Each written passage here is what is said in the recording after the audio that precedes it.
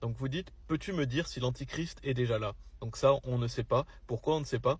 Parce que l'Antichrist va agir dans l'ombre et dans le secret au début. Il est dit qu'il va signer un pacte avec plusieurs. Il est aussi dit dans Apocalypse chapitre 6, au verset 2, donc c'est l'ouverture du premier sceau, il est dit, et je vis, et voici un cheval blanc, et celui qui était assis dessus avait un arc, donc ça parle de l'Antichrist, et une couronne lui fut donnée, et il partit conquérant et pour conquérir. Donc on voit que l'Antichrist va avoir un arc, et qu'est-ce que ça symbolise? Ça symbolise le fait qu'il va agir à distance.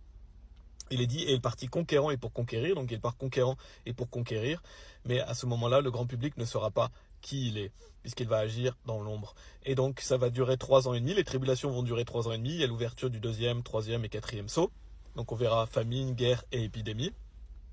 Et après ces 3 ans et demi, donc l'Antichrist va se déclarer lui-même Dieu dans le temple de Dieu, donc bien sûr c'est un usurpateur, un trompeur. On va aller lire ça dans 2 Thessaloniciens chapitre 2. Au verset 3, il est dit qu'aucun homme ne vous trompe en aucune manière, car ce jour-là, donc en parlant du jour de Christ, en parlant de l'enlèvement, ne viendra pas, à moins que l'apostasie ne soit arrivée d'abord et que l'homme de péché soit révélé, le fils de perdition. Donc l'enlèvement, le retour de Jésus-Christ ne viendra pas avant que l'homme de péché, c'est-à-dire l'Antichrist, ne soit révélé, puisque Jésus-Christ revient après les tribulations. Il est dit qu'il s'oppose et s'élève au-dessus de tout ce qui est appelé Dieu, ou qui est adoré, de sorte qu'il s'assied comme Dieu dans le temple de Dieu, déclarant lui-même qu'il est Dieu. Donc ça parle de l'Antichrist, qui va se faire passer pour Dieu, donc il va se faire adorer par le monde, et donc bien sûr c'est un usurpateur, un trompeur, et donc c'est à ce moment-là on saura qui est l'Antichrist.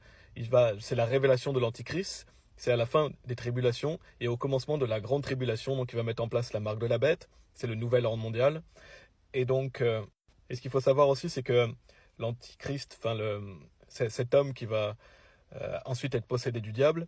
L'Antichrist donc va mourir et il va simuler une résurrection. Le diable va le posséder et donc à ce moment-là, bien sûr, il est adulé et adoré par le grand public. Et tous les gens qui vont prendre la marque de la bête seront damnés. Bien sûr, aucun chrétien ne peut prendre la marque de la bête. Il est dit verset 8, et alors ce malin sera révélé que le Seigneur consumera par l'esprit de sa bouche et détruira par la brillance de sa venue.